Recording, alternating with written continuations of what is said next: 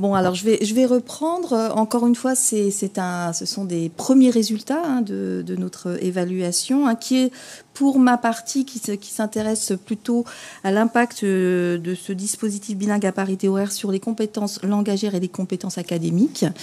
En fait, c'est issu de travaux que nous avons menés depuis plus de 20 ans, alors pas toute seule, avec beaucoup de collègues qui étaient dans ces programmes. Je pense à la Guyane avec Sophie Albi, Isabelle L'Église. Je pense à la Nouvelle-Calédonie avec Véronique Filol, entre autres, Fabrice, qui était aussi à l'époque dans le programme. Et puis, je pense aussi à bien d'autres collègues, et bien sûr, Polynésie avec Jacques Vernodon, Mireuse Paya, mais encore bien d'autres collègues que je dois oublier. Notre travail, en fait, ces travaux antérieurs, portaient sur l'impact de ces dispositifs qui se mettaient en place dans les classes il y a 20 ans, où il fallait encore faire la promotion, de montrer que ça fonctionne, d'utiliser les langues locales, d'origine, d'héritage, selon les territoires, sur le développement langagier, à l'oral et à l'écrit, et comme je le disais, plus particulièrement les effets de transfert interlangue.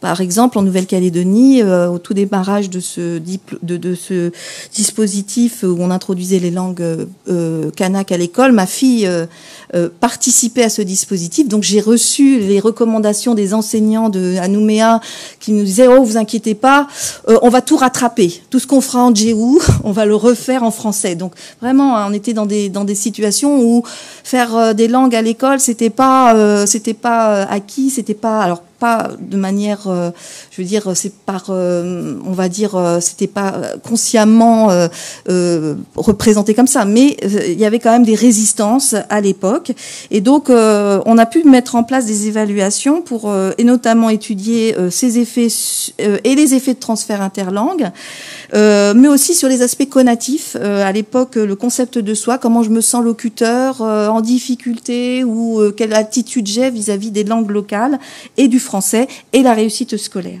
Et puis très vite on s'est aperçu que sans regarder ce qui se passait du côté des familles, on pourrait rien démontrer non plus. Donc on a regardé aussi les pratiques linguistiques familiales et les représentations du plurilinguisme, et ce type de recherche n'était pas propre à ces pays d'Océanie, puisque j'ai pu bien sûr l'observer en France, notamment avec le dispositif ELCO, en Nouvelle-Calédonie, en Polynésie, en Guyane.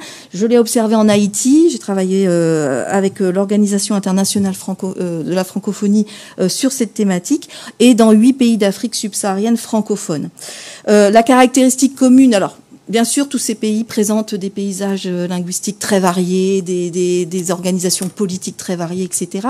Mais le grand point commun entre ces pays, c'est cette grande diversité linguistique, toujours avec le français qui était placé comme langue de scolarisation, mais qui n'était pas forcément la langue de socialisation des enfants, avec une forte dévalorisation de ces langues locales par rapport au français, avec une histoire coloniale relativement récente, qui pesait sur les représentations notamment des familles, et puis avec cette histoire de l'interdiction de parler les langues locales, encore très présente dans l'inconscient de tout le monde, et puis selon le pays, avec une expérience plus ou moins récente d'introduction de ces langues à l'école.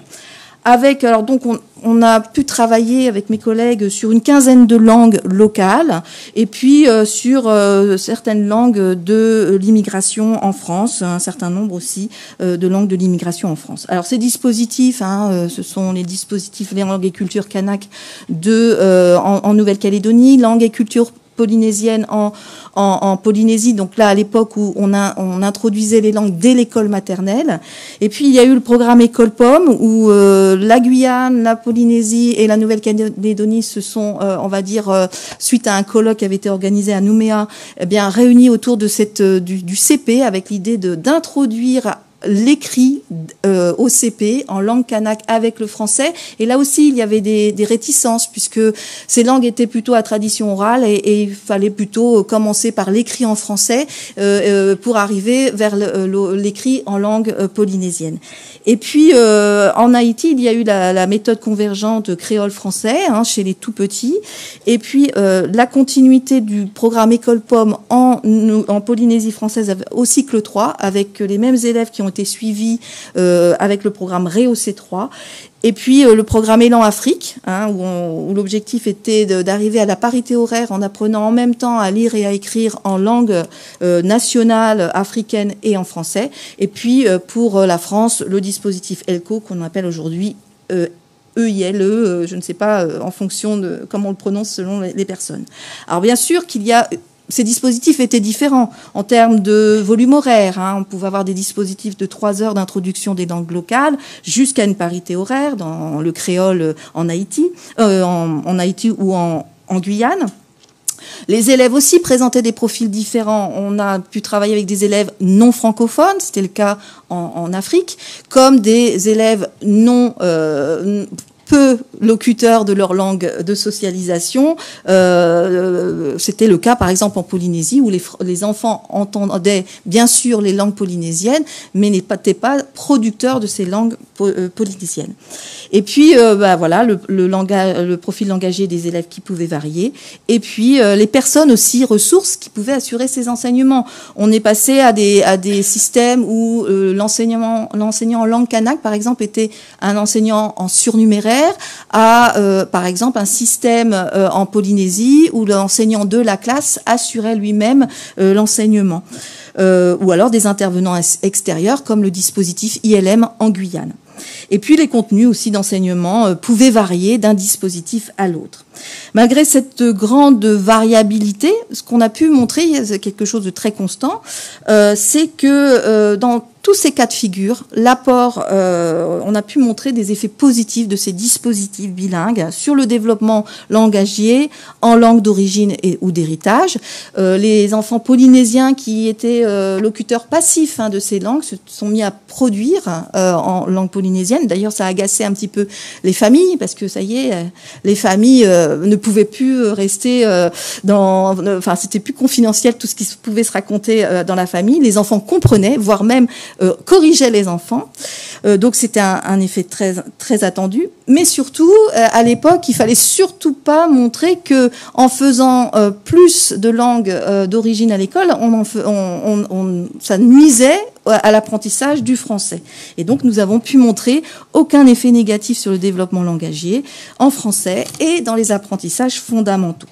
Et puis surtout, ce qui a été démontré, c'est les effets de transfert interlangue, mais pas dans n'importe quelle condition. C'est-à-dire que lorsque les élèves n'abordaient pas l'écrit, c'était le cas avant École Pomme, où les langues n'étaient pas enseignées en lecture et en écriture, on n'a pas pu montrer des effets de transfert interlangue. Les langues étant trop éloignées d'un point de vue linguistique, le fait de bien parler le tahitien n'était pas prédicteur de bien parler le français, et inversement.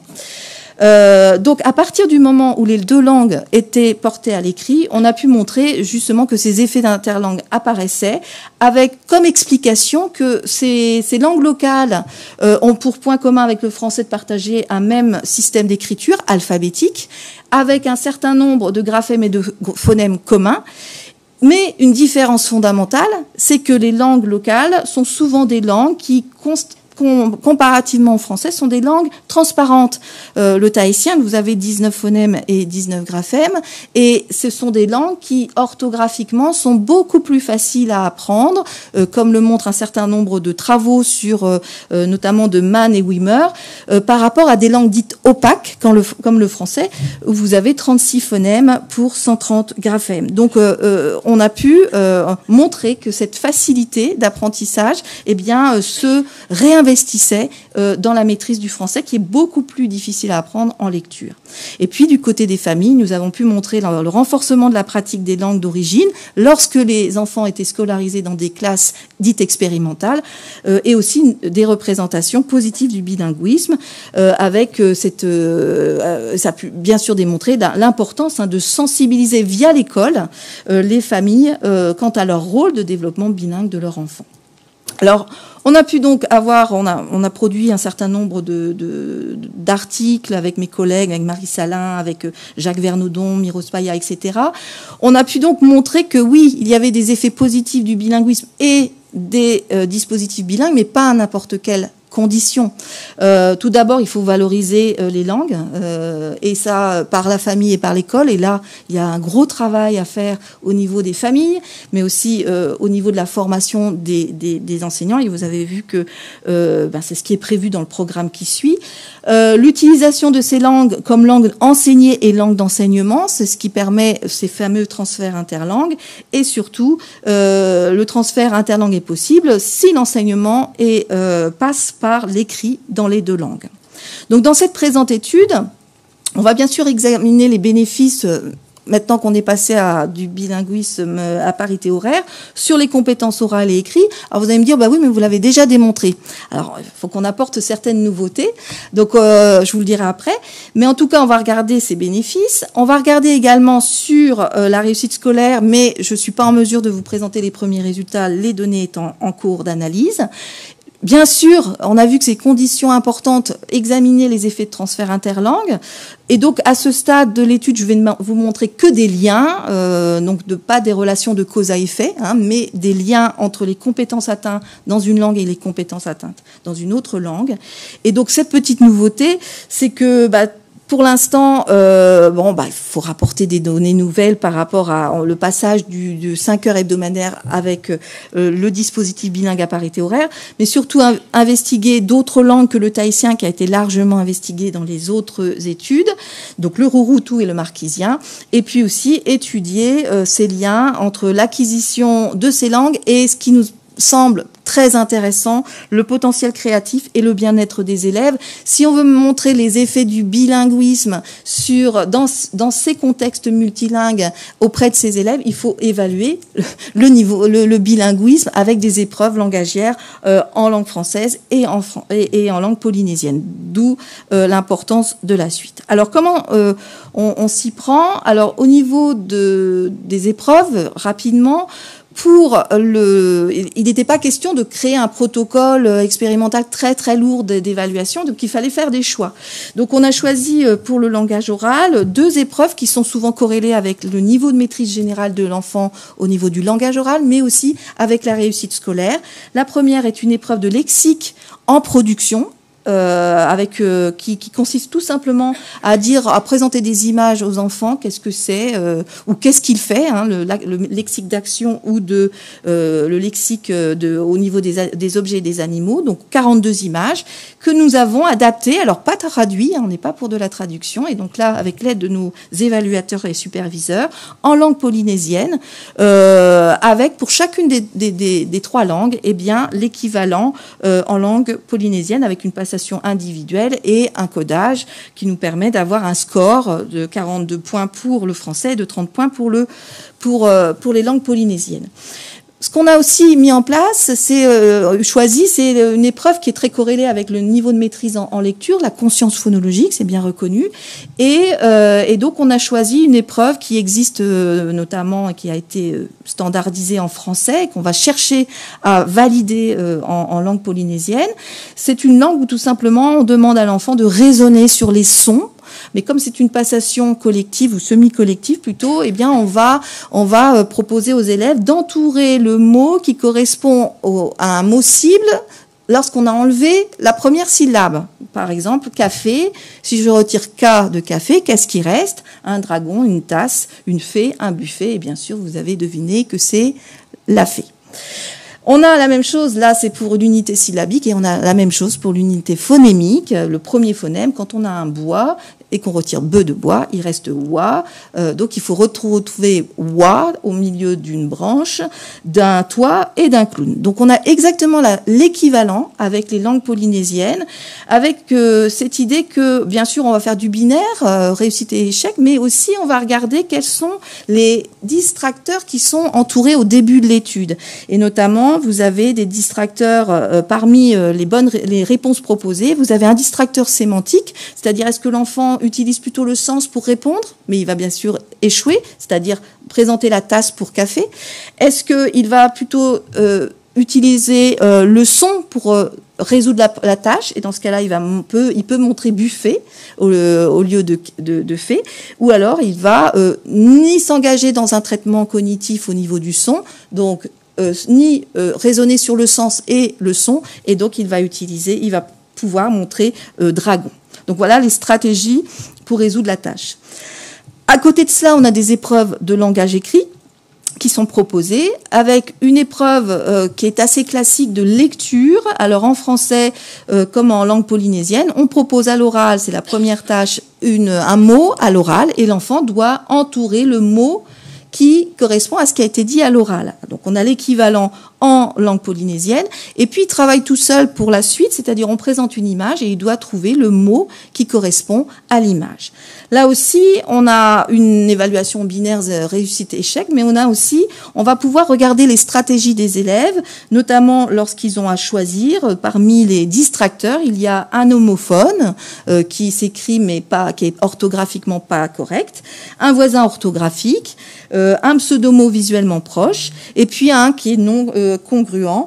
Donc du coup, et ce qui est intéressant, c'est que les homophones francisés sont proposés dans les tâches polynésiennes pour savoir si, avec l'hypothèse que au début d'études, on aura plus peut-être de mots francisés entourés, et avec l'effet du dispositif, peut-être que ce nombre de mots francisés seront réduits. Et puis une épreuve d'orthographe, pareil, où on doit écrire en dessous d'une image le mot qui correspond. Et là aussi, on regardera les transcriptions, si c'est une transcription francisée ou non. Alors, juste pour aller vite, parce que j'ai mes collègues qui sont en train de me dire, oui, on a cours à 10 heures, il faut se dépêcher. Donc, juste quelques résultats. Là, je vous ai fait grâce de tous les calculs statistiques que j'utilise pour juste vous montrer les progressions. Alors, quand c'est orange, c'est une progression en faveur du groupe contrôle. C'est pas ce qu'on voudrait montrer. Quand c'est vert, c'est une progression au niveau du groupe expérimental. Et quand c'est gris, c'est une progression neutre, c'est-à-dire ni en faveur de l'un ni en faveur de l'autre. Pire, personne n'a progressé. Quand vous voyez les australes, eh bien, on a des progressions qui apparaissent, notamment en lexique, en conscience phonologique, en lexique en production en langue polynésienne, aussi bien au CE1 qu'au CP, en faveur du groupe expérimental, et une au niveau de la lecture au CP, en français et en langue polynésienne. Ensuite, on a quelques progressions en faveur du groupe contrôle, et puis on a des progressions neutres qui apparaissent dans un certain nombre d'épreuves. Dans les marquises, les seules progressions en faveur du groupe expérimental, c'est du côté de la conscience phonologique en français. Et en société, eh bien, on a quelques progressions en faveur du groupe expérimental pour la production en lexique en tahitien, et pour la lecture en tahitien, et aussi en orthographe en français et en tahitien. Alors, c'est un petit peu décevant.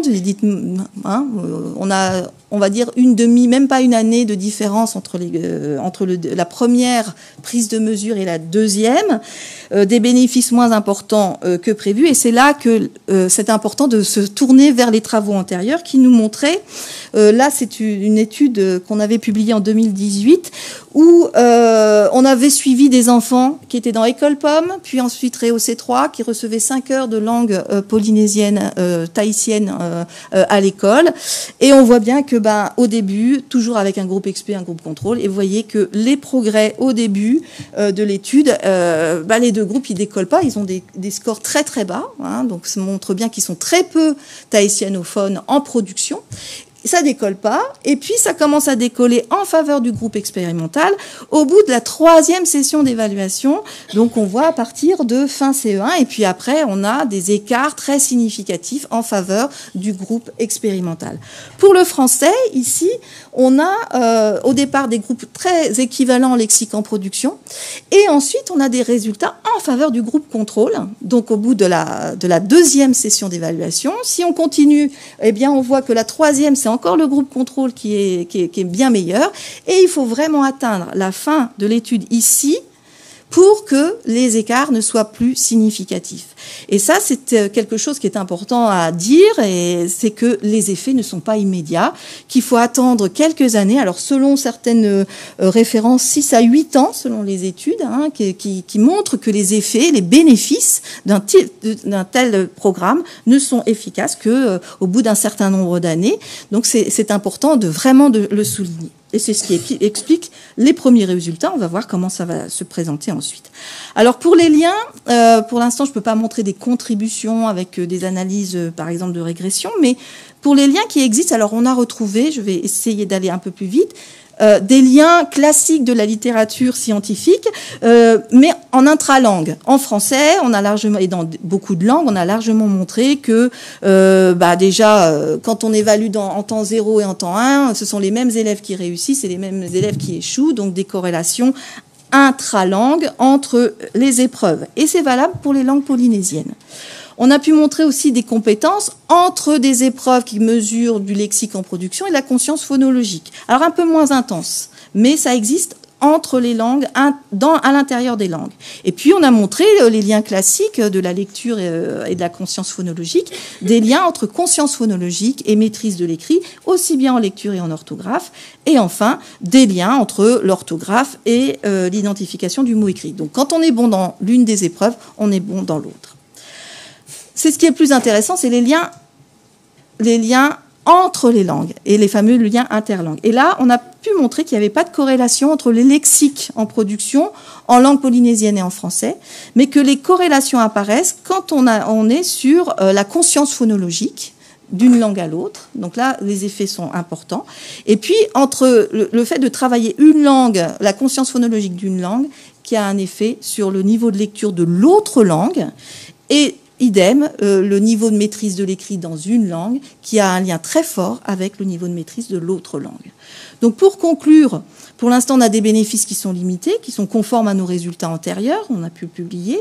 On a des liens entre intralangues qui apparaissent, et ça c'est conforme à la littérature scientifique entre langage oral et langage écrit, qui est largement démontré dans la littérature scientifique, mais qui est retrouvé dans les 3 langues polynésiennes, qui n'avaient jamais été démontrées.